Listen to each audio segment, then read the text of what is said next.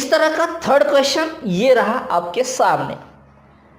क्या पूछता है? सोडियम रिएक्ट्स विथ वाटर और adds with water, it gives sodium hydroxide with hydrogen gas, H2 gas.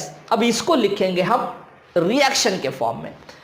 तो sodium लिखा हमने Na पहला बड़ा होता है, दूसरा छोटा होता है, तो लिखा Na, फॉर्मूला लिखा Na। वाटर का फॉर्मूला पता है हमें, वाटर का फॉर्मूला है H2O।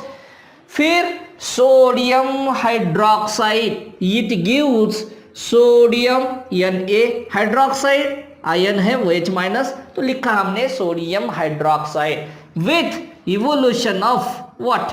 हाइड्रोजन गैस, ये लिखा हमने H2। अब लिखा हमने रिएक्शन, दिया था इक्वेशन, उसका लिखा रिएक्शन। अब हमें इसको करना है बैलेंस। तो बैलेंस किस तरह से करेंगे?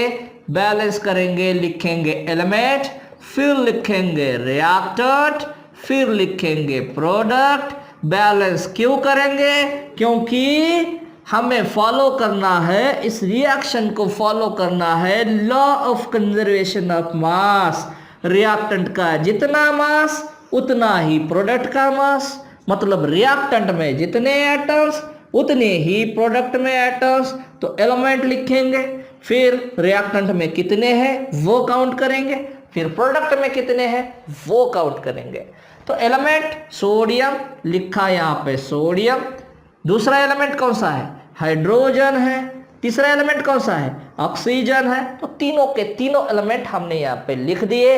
अब जाएंगे रिएक्टेंट साइड में उनको काउंट करने। तो रिएक्टेंट साइड में सोडियम की संख्या कितनी है?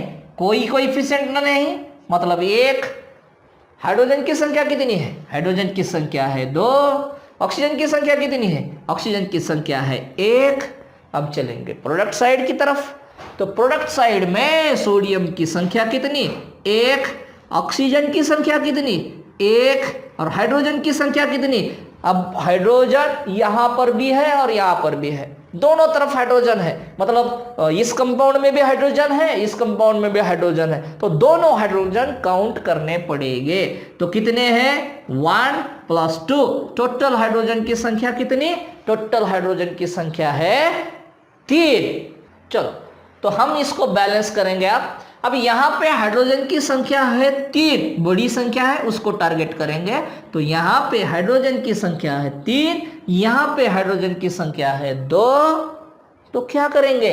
यहाँ पे 2 से मल्टीप्लाई करेंगे और यहाँ पर भी 2 से मल्टीप्लाई करेंगे। तो क्या किया हमने?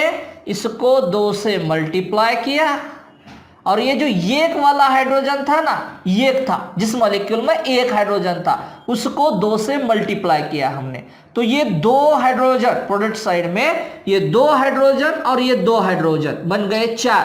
तो यहाँ पे बने 4 हाइड्रोजन। ये 2 हाइड्रोजन, ये hydrogen multiplied with this 2 coefficient and this 2 hydrogen, तो ये बने 4। अब रिएक्टेंट साइड में 2 × 2, ये बन गए 4। तो हाइड्रोजन को अब हटाओ। अब देखो सोडियम को, तो प्रोडक्ट साइड में सोडियम कितने हैं? अब 2 से मल्टीप्लाई किया है, कोएफिशिएंट 2 लगाया है यहाँ पे, मतलब सोडियम कितने बन गए? 2 बन गए।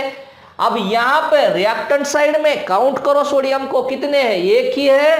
तो क्या करना पड़ेगा? इसको 2 से मल्टीप्लाई करना पड़ेगा, तो ये आएगा 2। तो यहाँ पे कोएफिशिएंट लगाया 2। अब सोडियम कितने हैं? काउंट करो, 2 सोडियम है, यहाँ पे भी 2 सोडियम है, मतलब ये बैलेंस हुआ। हाइड्रोजन काउंट करो, यहाँ पे 2 × 2 4, तो ये 4 हाइड्रोजन रिएक्टेंट साइड, और ये 2 हाइड्रोजन और ये 2 हाइड्रोजन, ये 4 हाइड्रोजन, मतलब ये भी बैलेंस है। अब सिर्फ ऑक्सीजन। तो ऑक्सीजन कितने हैं? काउंट करो। इस ऑक्सीजन को इस कोएफिशिएंट के साथ मल्टीप्लाई करना पड़ेगा। तो इस कोएफिशिएंट कितना है? 2 कोएफिशिएंट है, तो 2 × 1 oxygen, it is the 2 oxygen. अब ये जो ऑक्सीजन है इसको भी इस कोएफिशिएंट के साथ मल्टीप्लाई करना पड़ेगा। तो ये 2 × सिंगल ऑक्सीजन, तो ये बने कितने? ये भी बने 2। तो रिएक्टेंट साइड में 2 ऑक्सीजन है, 2 ऑक्सीजन है, और प्रोडक्ट साइड में भी 2 ऑक्सीजन है, मतलब ये जो रिएक्शन है अब बैलेंस्ड है। अब ये law of conservation of mass को फॉलो करती है।